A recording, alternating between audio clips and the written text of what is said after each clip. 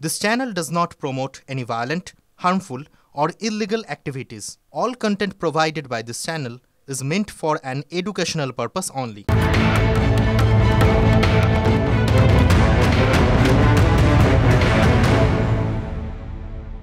নমস্কার, দেখছেন টিভি9 বাংলা। রয়েছে আমি শুভজিৎ মিত্র। শুরু করছি বিকেলের বিতর্ক। প্রায় 24 ঘন্টার বেশি সময় হয়ে গেল, মাঠে ঘাটে চায়ের দোকানে একটাই আলোচনা, কেন সিবিআই সন্দীপ ঘোষ এবং অভিজিৎ মণ্ডলের বিরুদ্ধে সাপ্লিমেন্টারি চার্জশিট দিতে পারলো না, নাকি দিল না, নাকি এর পরে দেবে। আচ্ছা, এতদিন ধরে যে মানুষগুলো রাজ্য পুলিশ বা কলকাতা পুলিশের ওপর আস্থা রাখছিলেন না, এরপর কি তারা কেন্দ্রীয় এজেন্সির প্রতি আস্থা রাখবে? বাম আর কংগ্রেস মাঝে মধ্যেই অভিযোগ তোলে, ভোটের ময়দানেও তুলেছিল, সেটিং হয়েছে কেন্দ্রের শাসক দল রাজ্যের শাসক দলের মধ্যে। এই সেটিং তত্ত্ব কি আরো জোরালো করে তারা প্রচার করবেন? আসুন আজকে বারাসাতে দাঁড়িয়ে এই নিয়ে আলোচনা করি। আজ আমাদের আলোচনার বিষয়,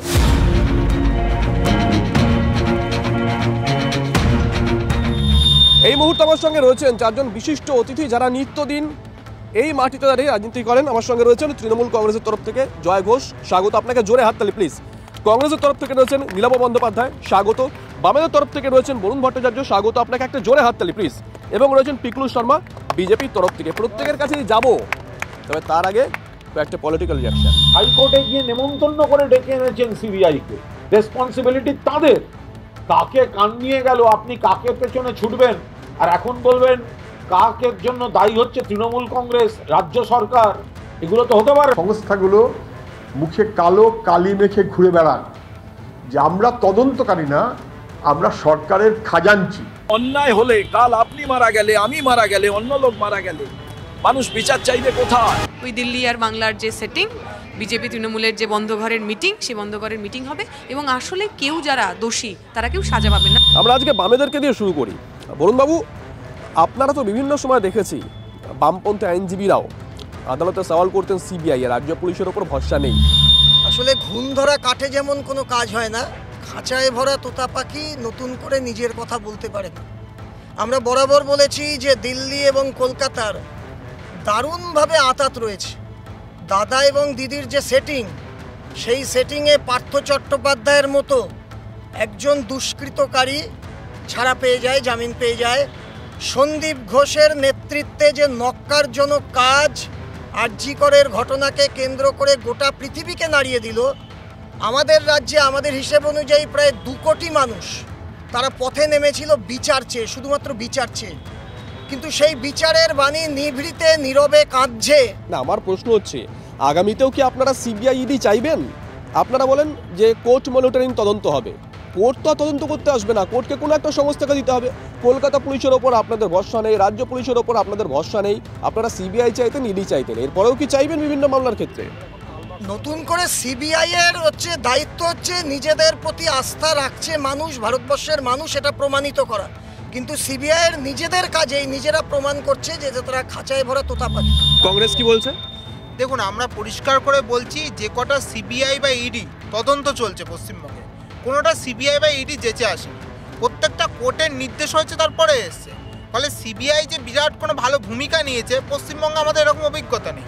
বিভিন্ন যে তদন্ত, সারদা তদন্ত বলতে পারেন, পরবর্তী নারদা হোক, রোজ ভ্যালি হোক, বর্তমান সময় দাঁড়িয়ে যে আরজি করের ঘটনা, যে আরজি করের ঘটনা নিয়ে শুধু পশ্চিমবঙ্গ কেন, সারা ভারতবর্ষ, সারা পৃথিবী উত্তাল হয়েছে। প্রতিটা মানুষ নারী সুরক্ষা, মহিলাদের নিরাপত্তা, ডাক্তারদের নিরাপত্তার দাবিতে পথে নেমেছে। তার যারা মূল অভিযুক্তরা ছিল, সেই ওসি, টালা থানার তৎকালীন ওসির অভিজিৎ মণ্ডল, আর একজন আরজি করের সেই গুণধর প্রিন্সিপাল সন্দীপ ঘোষ, তাদেরকে 90 দিনের মাথায় তারা জামিন পেল। কেন পেল? কারণ সিবিআই কোনো সাপ্লিমেন্টারি চার্জশিট জমা দিতে পারেনি। তাহলে এত গুরুত্বপূর্ণ একটা মামলায় পারেনি না চাইনি, কোনটা? সেটাই তো বলছি। তাহলে এত শব্দ চয়ন কোনটা করবেন? এত গুরুত্বপূর্ণ মামলায় সিবিআই যে পারলো না বা চেলো না, তার কারণটা নিশ্চয়ই দিল্লির নির্দেশ আছে। তাই কোর্ট মনিটরিং তদন্তে তারা জামিন পেয়েছে, তার মানে এই নয় যে তারা তদন্ত থেকে বেরিয়ে গেছে। তদন্ত কিন্তু তদন্তের পথে চলছে। সিবিআই এবং ইডি যে দুর্নীতি, খুন, ধর্ষণের যে মামলা, তার তদন্ত কিন্তু এখনো বন্ধ হয়ে যায়নি, আপনাদেরকে এটা বুঝতে হবে। এবং কোর্ট সঙ্গে এটাও বলেছে যে সিবিআই বা ইডি পরবর্তীতে সাপ্লিমেন্টারি চার্জশিট দিতে পারে। তো এটা আপনারা দেখবেন যে ইডি, সিবিআই সাপ্লিমেন্টারি চার্জশিট দেবে এবং যারা প্রকৃত। না, আপনি বলছেন দেবে, ঠিক আছে, খুব ভালো কথা, জ্যোতিষ হয়তো তাই বলতো, কিন্তু আমার কথা হচ্ছে, 1 মিনিট, আমার কথা খুব পরিষ্কার, আমার কথা হচ্ছে যে সিবিআই আদালত কক্ষে একাধিক দাবি করেছে, বৃহত্তর ষড়যন্ত্রের দাবি করা হয়েছে, সন্দীপ ঘোষ আর টালা থানার ওসির মধ্যে একাধিকবার কথা বলা হয়েছে, ডিজিটাল এভিডেন্সের দাবি করা হয়েছে, কোথায় গেলে এত কিছু 90 দিনে? আপনারা দেখেছেন যে কিভাবে তদন্ত ইডি সিবিআই ওখানে করেছে, কিন্তু যে 4 দিন পর যে সিবিআই তদন্ত যখন হাতে ভার নেয়, তদন্ত ভার যখন হাতে নেয় সিবিআই, তো তার আগে 4 দিন ওখানে বড় বড় মাথারা, শুধুমাত্র কোনো ডাক্তার নয়, শুধুমাত্র ফরেন্সিক স্পেশালিস্ট নয়, বড় বড় মাথারা এসেছিলেন যে তথ্য প্রমাণ লোপাট করার জন্য। এবং তথ্য প্রমাণ যে লোপাট হয়েছে এটা সমগ্র পশ্চিমবঙ্গের মানুষের কাছে, সমগ্র ভারতবর্ষের মানুষের কাছে এটা প্রমাণিত যে তথ্য প্রমাণ লোপাট হয়েছে। এবং তদন্ত সিবিআই তদন্ত করছে, সময় সাপেক্ষ তদন্ত অবশ্যই হবে, এবং যারা প্রকৃত দোষী, যারা তথ্য প্রমাণ লোপাট করেছে আপনারা দেখতে পারবেন। দেখুন, প্রাক্তন সিবিআই কর্তা আমাদের এই বঙ্গ সন্তান লালু প্রসাদ যাদবের বিরুদ্ধে তদন্ত করেছিলেন, লালু প্রসাদ যাদবকে জেলে যেতে হয়েছিল। তার সঙ্গে একদিন কথা বলছিলাম, তিনি বলেছিলেন যে সেখানে বিহারে তৎকালীন রাজ্য সরকারের আধিকারিক যারা ছিলেন তারা পর্যন্ত সিবিআইকে সাপোর্ট করতেন, কিন্তু এখানে পশ্চিমবঙ্গ সরকারের আধিকারিকরা কোনো রকমভাবেই সহযোগিতা করেন না। এই অভিযোগ কিন্তু মাঝে মধ্যে উঠে আসে। কি বলছে রাজ্য শাসক দল?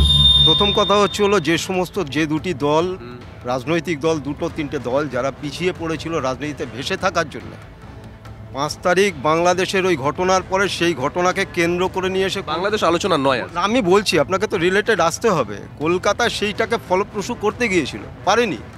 মানুষের ভিতটা নাড়াতে গিয়েছিল, পারেনি। তার ফলপ্রসূ যেটা হলো, পরিবারটা বঞ্চিত হলো। আপনি 1 মাসে জয়নগর ফাঁসির সাজা পেল, 60 দিনে, 62 দিন জয়নগর ফারাক্কা, 62 দিনে ফারাক্কা হয়েছে, তো ফল হয়েছে। তাহলে সেইটার উপর দাঁড়িয়ে থাকলে আজকে দাঁড়িয়ে 1 মিনিট হাঁসখালি একটু বলবেন, হাঁসখালি একটু বলবেন, হাসখালি চলছে, পার্কস্ট্রিট একটু বলবেন, চলছে 60-62 বলছেন? না 60-62 নয়, যেটা ফল আপনি অতি সাম্প্রতিক এভাবে ধরতে গেলে প্রচুর আছে।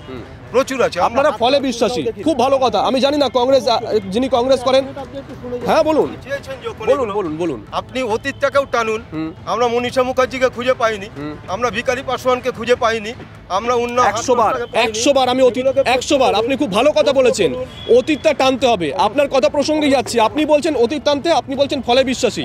বরুণবাবু, খুব যদি তথ্যগত ভুল না হয়, 15 থেকে 16টা কমিশন গঠন করা হয়েছিল 11 সালে মমতা বন্দ্যোপাধ্যায় ক্ষমতা আসার পর। বামেদের দুর্নীতি চট করে একটু বলুন, কোন কি ফল প্রকাশিত হয়েছে এখনো পর্যন্ত? 16খানা কমিশন গঠন করা হয়েছিল 11 সালে বামেদের বিরুদ্ধে। 16টা কমিশনের প্রসেস চলেছে, তার ফলপ্রসূ যেটা হয়েছে আপনারা বুঝতে পেরেছেন তা কি হয়েছে না হয়েছে। কি বলছে বামেরা? কমিশন কোথায় গেল? 14টা কমিশন হয়েছিল, সরকারি টাকায় সেই কমিশনদের হর্তাকর্তা তৈরি করা হয়েছিল। গৌতম দেবের দুর্নীতি বের করার জন্য ফাইল বন্দি করে মমতা বন্দ্যোপাধ্যায় নাটক করেছিলেন প্রকাশ্য জায়গায়। সব ফাইল গুটিয়ে চলে গেছে ভেতরে, সমস্ত কমিশনকে গুটিয়ে দিতে বাধ্য হয়েছে 1.5 বছরের মধ্যে। একটা প্রমাণ করাতে পারেনি যে বামফ্রন্ট সরকারের কোনো মন্ত্রী, কোনো নেতা দুর্নীতিগ্রস্ত।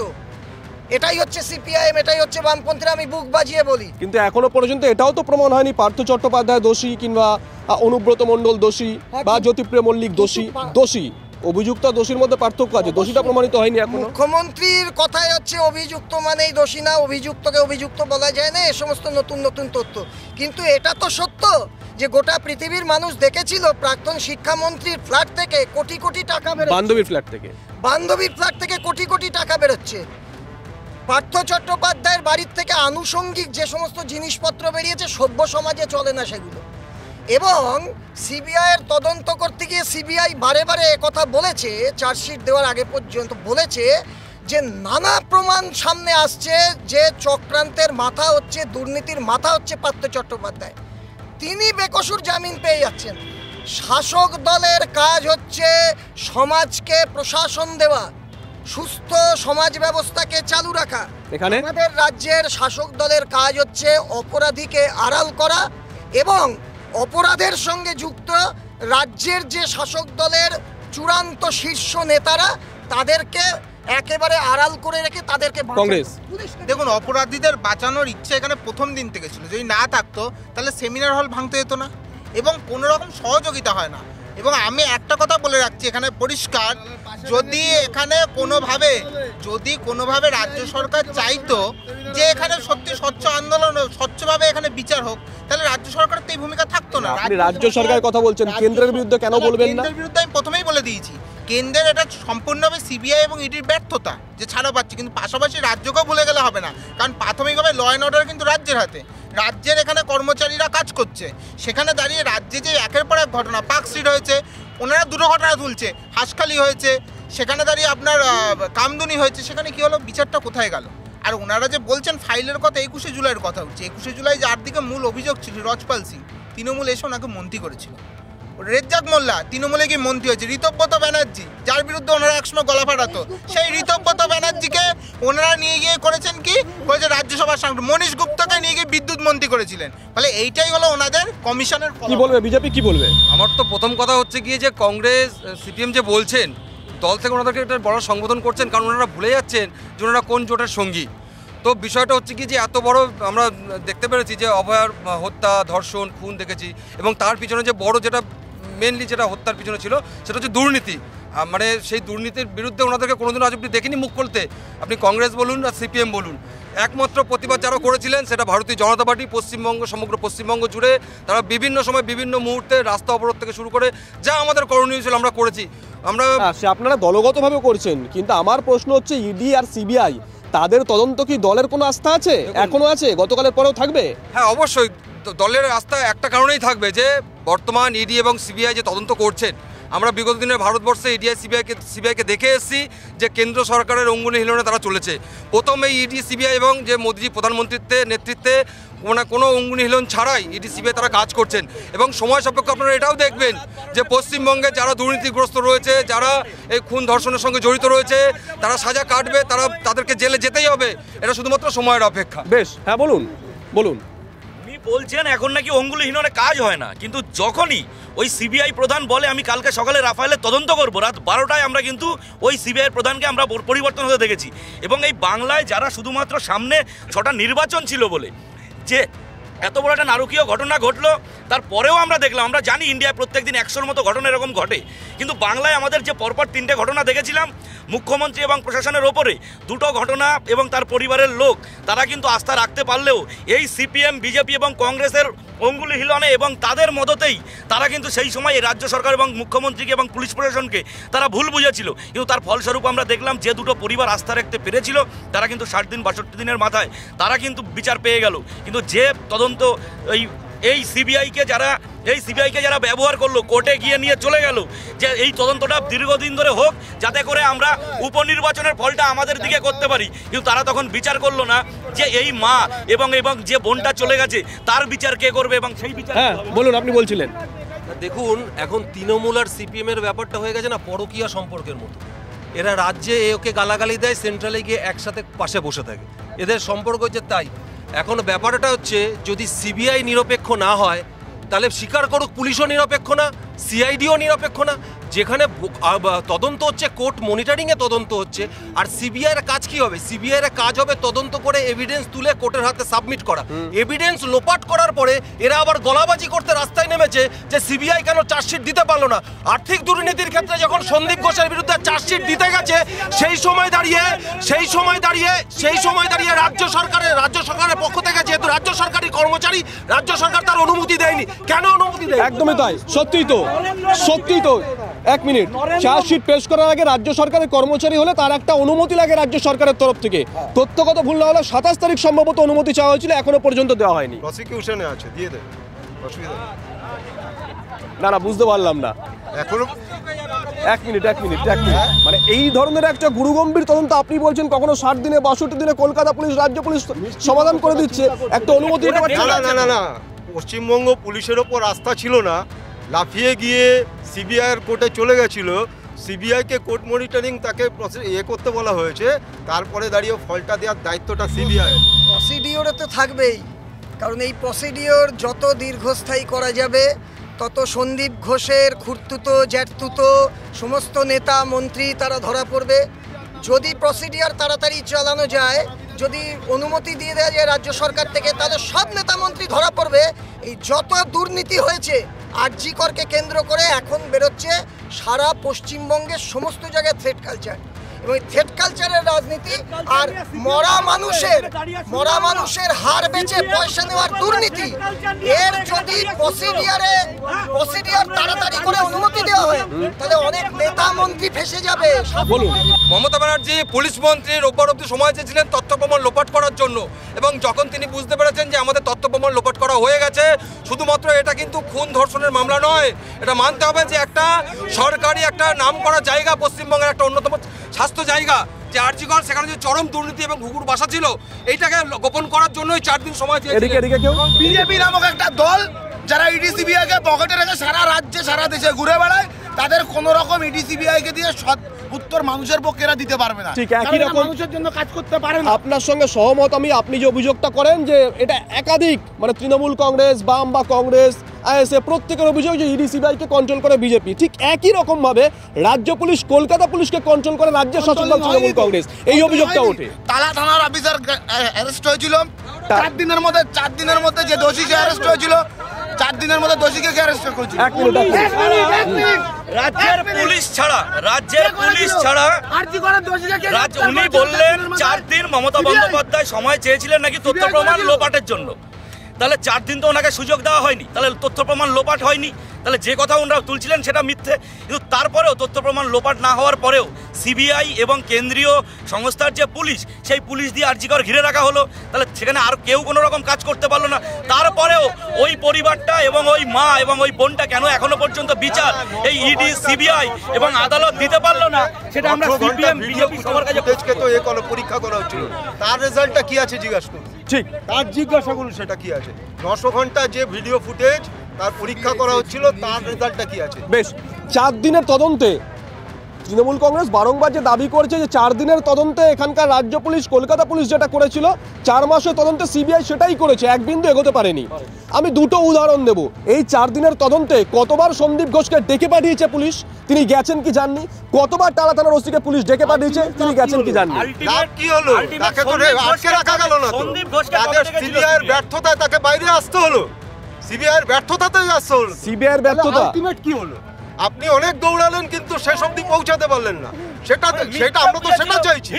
আমরা চাইছি বাংলার মেয়ে তার প্রতি অবিচার হয়ে থাকলে তার সুবিচার হোক। ছোট করে সন্দীপ ঘোষকে উপরে কেন তাহলে ডিপার্টমেন্টাল ইনকোয়ারি আগে শুরু হয়নি, কেন তাকে তখন সাসপেন্ড না করে বাঁচিয়ে 7 দপ্তরে পাঠানো হয়েছিল? কারণ সন্দীপ ঘোষদের দুর্নীতির ভাগ কালীঘাটে যায়, তাই তাদের বাঁচানোর জন্য কালীঘাট বসে। ছোট করে আচ্ছা, রাজ্য সরকারের নিয়ন্ত্রিত পুলিশ এই মেয়েটি মারা যাওয়ার সঙ্গে সঙ্গে ডেড বডি আটকিয়ে ছিনতাই করে শ্মশানে নিয়ে যাওয়ার চেষ্টা করেছিল, মীনাক্ষী মুখার্জির আটকেছিল, এবং তারপরে সপ্তাহ দাহ করবার ক্ষেত্রে দাঁড়িয়ে পুলিশ সেই ডেড বডিকে ছিনতাই করে শ্মশানে নিয়ে গেল, পোস্টমর্টম দ্রুত করলো, যার কোনো সর্বসমক্ষে তার ছোট করে দেখুন, শুধুমাত্র উনি বলতে চাইছেন মীনাক্ষী মুখার্জি না, ওখানে যাতে বডি দাহ না করা হয় তার জন্য ওখানে আমাদের সজল ঘোষ, অগ্নিমিত্রা পালরা ওখানে প্রতিবাদ গড়ে তুলেছিলেন, কিন্তু আজকে ওনারা ভুলে যাচ্ছেন যে আর্থিকর ঘটনার পরেও পশ্চিমবঙ্গে 100টা ধর্ষণের মামলা করেছে, কটা মামলা দোষী সাব্যস্ত করেছে, কটা মামলা ফাঁসি হয়েছে, কটা মামলা জেল হয়েছে। বেশ, অসংখ্য ধন্যবাদ আপনাদেরকে, অসংখ্য ধন্যবাদ। আজকে আমরা বারাসাতে ছিলাম বিকেলের বিতর্ক নিয়ে,